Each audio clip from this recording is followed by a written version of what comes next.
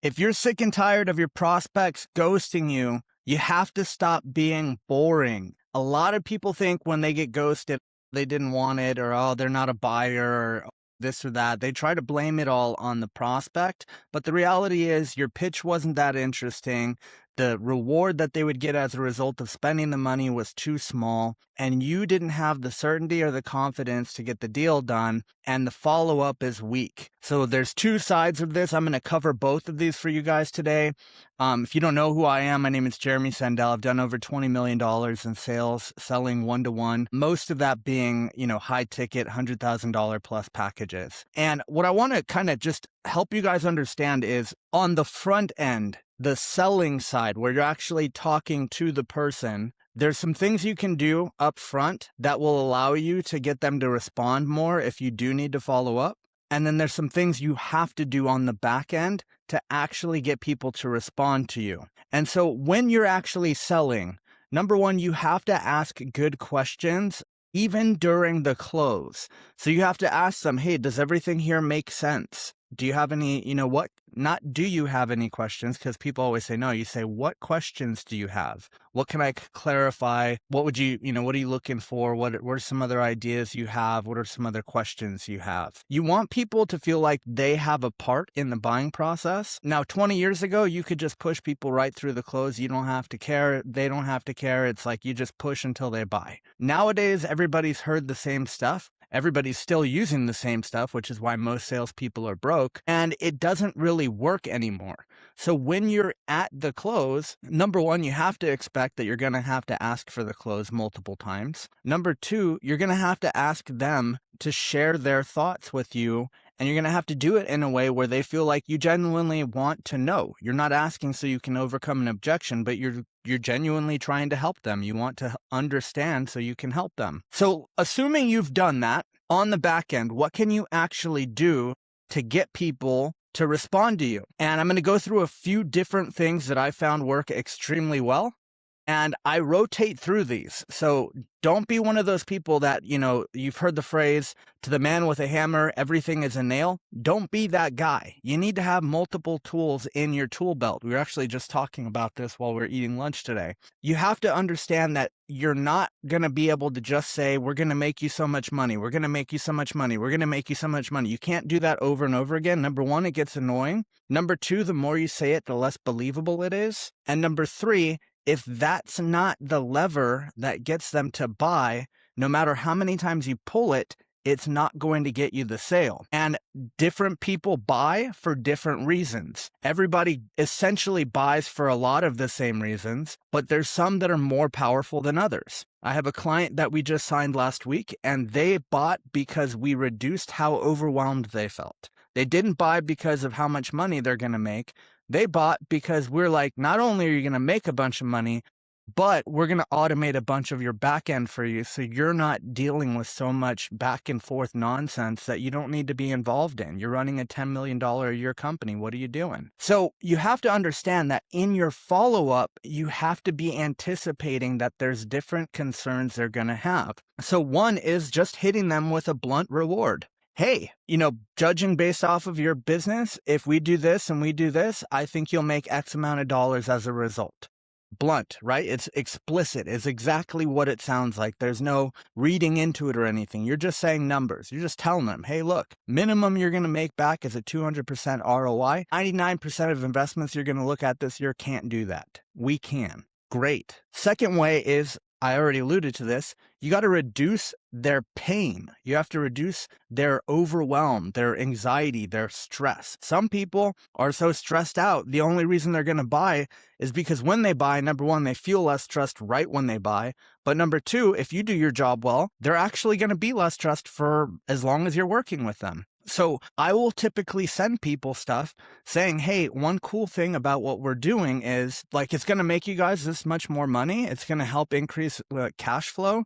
But we've got some cool tools we're going to implement that are going to make it easier. So you're not increasing your work every time you sign on a new patient or a new client in your business. That's incredibly effective. Now, the third thing, this one cannot be overused unless you do it 20 times a day. Social proof. Get testimonials on video from your clients. Have them shoot a video. Hey man, can you shoot a quick video? Just say where you were when you started with us, what's changed, and can you just talk a little bit about like what you felt like when you were starting, like what your kind of thoughts were? That would be really helpful for us. They filmed the video. I was kind of, not sure. Like there's a lot of companies that do this, but most of them suck. And then I started working with these guys and we were doing 5 million in revenue. Now we're doing 8 million in revenue. It's only been 6 months. Anybody who sees that is going to be like, damn, I want that. And the great thing about social proof is you can use it like every single day. There's times where I see clients that I'm talking to and I'm like, I got to send this guy a testimonial every day for the whole next 2 weeks. It's going to take that much. There's a book by a guy named Malcolm Gladwell called The Tipping Point. In sales, there is a tipping point. The best case scenario is you hit that tipping point during the first call. But if you're selling high ticket, you might not get that with most of your people. You're going to have to follow up sometimes. Now, a quick note you guys need to keep in mind is if you're selling expensive stuff, you're selling to rich people.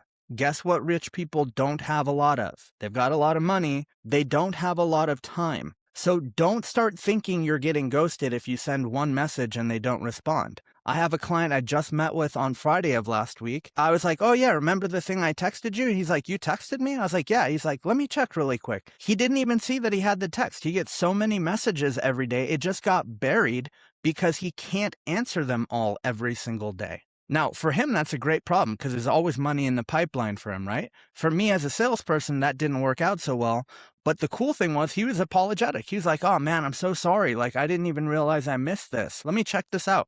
And he got really excited. And the cool thing is he got excited while I was with him in person, which is a much higher likelihood of him buying because I'm there in person. I'm a real guy. I'm not somebody on the internet. I'm a real person in his office actually helping him. I was training his team, showing him a bunch of stuff, helping him out. And so you want to remember that if you're selling to rich people, they don't have a lot of time. Sometimes they're bombarded with messages every day that they can't get to. Always be the exciting person in their inbox. So what does that mean? You're hitting them with reward. You're removing pain. You're showing social proof. Maybe you're just sending them funny stuff. Maybe you're showing them examples of things that they could do that would help them in their business. Maybe you're giving them an SOP that they can implement that would save them 3 hours a week. Maybe you're giving them something else. Maybe you're giving them free access to a tool or a guide or a book. Maybe you're sending them gifts. Almost all of the clients that I've signed over the course of my career, I've sent them gifts. And I find really interesting things to send them. I send them a book that is relevant to their business or what they're doing that I know they haven't read. Or I send them something that just stands out. You need to understand if you are boring like 99% of other salespeople out there, you will get the same results that 99% of salespeople out there get. And let me tell you, it's not much.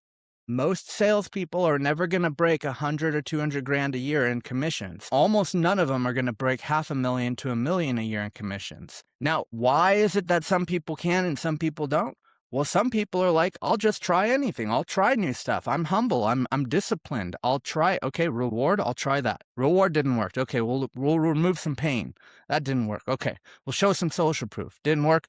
Maybe we'll send more social proof. Maybe we'll send 3 social proofs at the same time. I've had clients that were like, well, I don't know. I mean, I've never really heard of anything like this. I sent them 5 videos of people talking about how much money they made as a result of working with us. Guess what they did? They bought. So you have to understand that if you're getting ghosted, there's 1 of 2 things happening typically. 1, your pitch is weak and it's not painful enough for them that they feel like they have to make a decision on it, so they put it off indefinitely. And 2, you're boring. So make a goal and put work into figuring out how you can be more interesting. With tools like ChatGPT and Claude and all this other AI stuff, this shouldn't even be hard. You could just say, hey, I don't want to be a boring salesperson. What are 30 things I could do that would make me stand out to my prospects? If you guys watch this video and that's the only thing you do, I guarantee you within the next 90 days, you could double your commissions. Just be less boring. And if you guys haven't done this yet, make sure to subscribe to the channel,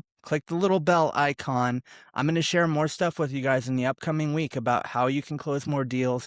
and close for more money. And I'll see you all on the next video.